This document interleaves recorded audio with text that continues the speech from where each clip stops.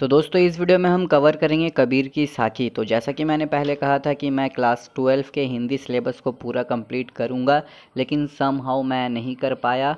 तो बहुत सारे कमेंट्स आए कि हिंदी सिलेबस को पूरा कंप्लीट करिए, तो इसलिए मैं इस वीडियो को बना रहा हूं। और मैं आपको बता दूं कि जो कहानी का पोर्शन है वो पूरा कंप्लीट है, और पोएम का पोर्शन अभी मैं कंप्लीट कर रहा हूं, और जो एसे है वो भी मैं कंप्लीट कर दूंगा।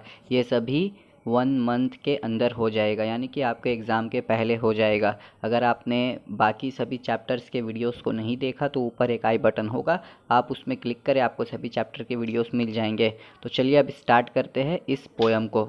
तो मैं अभी लाइन बाय लाइन एक्सप्लेन करूंगा। उससे पहले मैं आपको बता दूं कि इस चैप्टर में 2 पोर्शन है, एक है कबीर की साखी और एक है कबीर के पद। आपको पता ही होगा, नहीं पता तो मैंने बता दिया। बहुत सारे स्टूडेंट्स ऐसे होंगे जो आज ही वीडियो को देख रहे होंगे, यानी कि उन्हें आज ही पता चला होगा कि ऐसा भी कोई चैप्टर है, तो इसलिए बताना ज़रूरी है। तो इस वीडियो में हम सिर्फ कबीर की साखी के ऊपर नज़र डालेंगे, और जो बचा कबीर के पद वो हम नेक्स्ट वीडियो में पढ़ेंगे, क्योंकि ज़्यादा लंबा हो जाएगा तो वीडियो को कोई देखेगा भी नहीं। मैं शॉर्ट में और अच्छे से एक्सप्लेन करूँगा। और यदि आपको हर वर्ड का मीनिंग्स चाहिए तो यहाँ पर मैं नहीं बता पाऊँगा, उतना टाइम नहीं है, मुझे जल्दी से जल्दी पूरा कंप्लीट करना है। तो आप एक काम करें, अगर आपको सभी वर्ड्स के मीनिंग चाहिए तो आप सिंपली गाइड बुक को फॉलो करें। तो चलिए अब शुरू करते हैं। ज्ञान प्रकाशिया गुरु मिलिया, 100 जीनी बिसरी जाई, जब गोविंद कृपा करी तब गुरु मिलिया आई। तो यहाँ पर कबीरदास जी कहते हैं कि जब गुरु मिलता है, गुरु मतलब मैं आपको बता दूं, गुरु मतलब टीचर। तो कबीरदास जी का इस दोहे में कहना है कि जब गुरु मिलता है तभी ज्ञान प्रकाश होता है, यानी कि जब आपको गुरु मिलेगा तभी आपका जो नॉलेज है वो इंक्रीज़ होगा, या आपका जो नॉलेज है उसका ग्रोथ होगा। जिस गुरु के द्वारा मेरे भीतर ज्ञान प्रकाशित हुआ है उसे मैं ना भूलूं, यानी कि यहाँ पर कहा गया है कि आप अपने टीचर को कभी भी मत भूलिए, यानी कि जिस गुरु ने आपके अंदर ज्ञान को प्रकाश किया है उसे आप कभी भी ना भूलें। जब गोविंद, गोविंद मतलब भगवान यानी कि प्रभु, यहाँ कहा गया है कि जब गोविंद कृपा करी, यानी कि जब भगवान ने आपके ऊपर कृपा किया तभी आपको गुरु मिला है, तब गुरु मिलिया आई। आइए अब सेकंड दोहे को पढ़ते हैं। ना गुरु मिलिया ना सीब, भया लालच खेलिया दाव, दूनों बूढ़े धार में चढ़ी पाथर की नाव। मैं आपको बता दूं, हिंदी मुझे ना ही पढ़ना पसंद है ना ही पढ़ाना पसंद है, लेकिन तब भी मैं कॉपी में लिख कर पढ़ा रहा हूँ। जी हाँ, अभी जो मैं पढ़ा रहा हूँ यहाँ बगल में मेरे कॉपी में लिखा है, मैंने इजी कर कर बनाया है ताकि आपको समझने में आसानी हो और मुझे समझाने में आसानी हो। तो इस दोहे में कबीरदास जी कहते हैं कि साधन तभी सफल होती है जब वास्तविक ज्ञानी मिलता है, यानी कि आप तभी सफल होंगे जब आपको एक अच्छा गुरु मिलेगा। अगर आपका गुरु, यानी कि अगर आपको अच्छा गुरु नहीं मिला तब उसे कहा जाएगा कि आप दोनों लालच के दांव में लगे रहते हैं। यहाँ मैं रुक कर थोड़ा बता दूँ, लालच का दांव मतलब दोस्तों, जब अगर आपको अच्छा टीचर नहीं मिलेगा ना तो वो आकर अपना फ़ीस लेगा और आप भी खुश रहोगे। क्यों? आपको तो कुछ करना नहीं है, आपको पढ़ना नहीं है, आपका काम हो रहा है, आप मस्ती कर रहे हो और उसका भी काम हो रहा है कि उसे फ़ीस मिल रहा है। ये एग्जाम्पल था, मैंने आपको बताया। और यहाँ जो लास्ट लाइन में वही बताया गया है कि दोनों पत्थर की नाव में सवार है, यानी कि पत्थर के नाव में जब आप सवार हो तो आपको समुंदर में डूबना ही डूबना है। आइए थर्ड दोहे को पढ़ते हैं।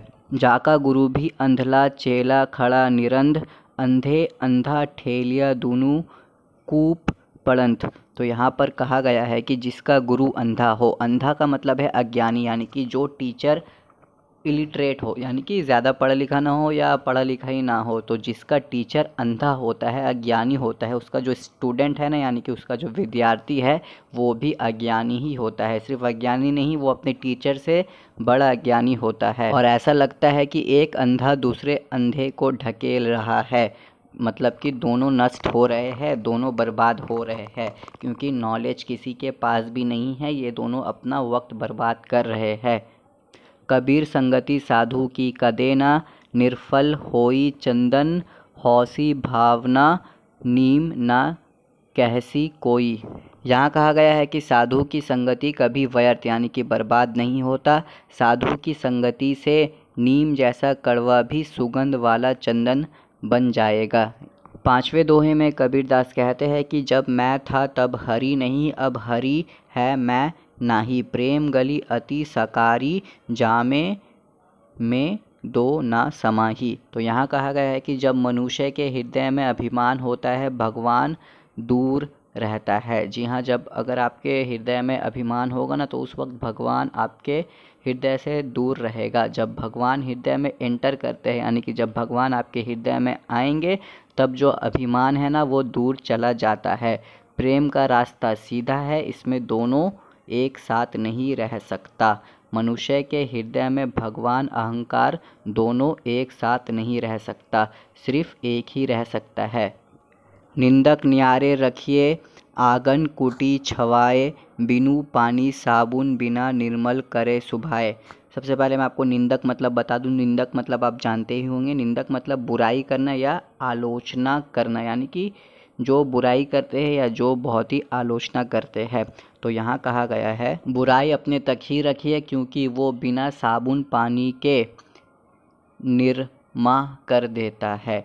यानी कि निंदक साबुन पानी के बिना हमारे स्वभाव को निर्मल कर देता है। अपने तरीके से इसे बताऊं तो जब आप किसी की बुराई करते हो, यानी कि जब किसी को बुरा भला कहते हो ना, तब आपको लगता है कि आप जो कर रहे हो सही कर रहे हो। इसीलिए यहाँ पर कहा गया है कि बिना साबुन और पानी के वो आपको निर्मल कर देता है। आइए 7वें दोहे को पढ़ते हैं। हेरत हेरत है सखी, रहा कबीर हीराई बूंद, समानी समुद्र में शोकत हेरी जाई। फिर से मैं आपको रुक कर बता दूं कि यदि आप किसी भी वर्ड का मीनिंग को जानना चाहते हो तो सिंपली जाकर गाइड फॉलो करो या तो गूगल में सर्च करो। मैं यहाँ पर सब कुछ नहीं बता सकता, वीडियो बहुत ही लंबा हो जाएगा और स्टूडेंट्स 10 मिनट से ज़्यादा वाले वीडियो को नहीं देखते, ये सभी आप जानते ही होंगे। तो यहाँ पर कबीरदास जी कहते हैं कि मैं परमात्मा को खोजते खोजते स्वयं ही खो गया। यानी कि जब कबीरदास जी परमात्मा को खोजने निकले, यानी कि जब वो उन्हें याद करते थे तो वो खुद ही उनमें लीन हो गए। जो बूंद समुंदर में समा जाती है उसे किसी प्रकार ढूंढा नहीं जा सकता।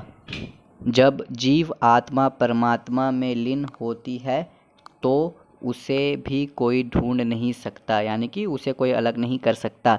तो यहाँ पर मैं फिर से आपको बता दूं कि जब आप भगवान की पूजा में लीन हो जाओगे तो आप कभी भी अलग नहीं हो पाओगे, यानी कि उनसे कभी भी अलग नहीं रह पाओगे। जल में कुंभ, कुंभ में जल है, बाहिर भीतर पानी, फूटा कुंभ जल जलाही, समाना ये तत्कथो ज्ञानी। यहाँ कहा गया है कि यदि समुंदर के जल में गड्ढा को डुबा दिया जाए, तब जो गड्ढा है ना उसके अंदर पानी चल जाएगा, और वो गड्ढा जब समुंदर के अंदर टूट जाएगा ना, तब वो गड्ढा का जो पानी है और जो समुंदर का पानी है ना, वो दोनों मिल जाएगा, यानी कि दोनों मिक्स हो जाएगा। तो बस इससे हमें बताया गया है कि जैसे शरीर रूपी घड़ा, यानी कि शरीर रूपी जो घड़ है वो फूट जाता है और भगवान में जाकर समा जाता है, तब जीव और परमात्मा एक हो जाते हैं, यानी कि जीवात्मा और परमात्मा एक हो जाते हैं। कांकर पाथर जोरी के मस्जिद ली बनाई, ता चढ़ी मुल्ला भांग दे क्या बहरा हुआ खुदाई। तो यहाँ पर कहा गया है कि कंकर और पत्थर को मिलाकर मस्जिद बन गया और गुंबद बन गया। गुंबद वही जो मस्जिद का आप देखते होंगे कि बड़ा सा गुंबद होता है जो कि जो आसमान की तरफ जाता है। तो यहाँ कहा गया है कि कबीरदास जी कहते हैं कि कंकड़ और पत्थर को मिलाकर जो मौलाना है और जो लोग हैं वो मस्जिद बना लेते हैं, और फिर उसके बाद मौलाना आवाज़ देता है, यानी कि वो आवाज़ इसलिए देता है ताकि लोग आकर नमाज़ पढ़े। तो यहाँ पर कबीरदास जी कहते हैं कि क्या खुदा बहरे हो गए हैं, वो तो मन की बातों को समझ जाते हैं, तो उन्हें आवाज़ देना क्यों पड़ता है। हम देखत जग जात है, जग देखत हम जाही, ऐसा कोई ना मिले पकड़ी छुड़ावे बाही। यहाँ कबीरदास जी कहते हैं कि हम देखते हैं संसार जा रहा है और संसार देखता है कि हम जा रहे हैं। मतलब कि दोस्तों सभी चीज़ें जो है वो ख़त्म हो रही है, मनुष्य भी ख़त्म हो रहा है, मनुष्य भी क्या मनुष्य ही ख़त्म हो रहा है। कोई भी किसी को भी डेथ यानी कि मरने से नहीं बचा सकता। कबीर जी पूरा संसार घूम लिए हैं और उन्हें ऐसा कोई भी नहीं मिला जो किसी को बचा सके मरने से। ऐसे ही कुछ है इस दोहे में। तो दोस्तों यहीं पर ये पूरा 10 दोहा ख़त्म होता है। अगर कुछ भी गलती हुआ तो माफ़ करें, बहुत ही मेहनत लगी है इस वीडियो को बनाने में। और stay safe, follow social distancing and wear mask. Thank you.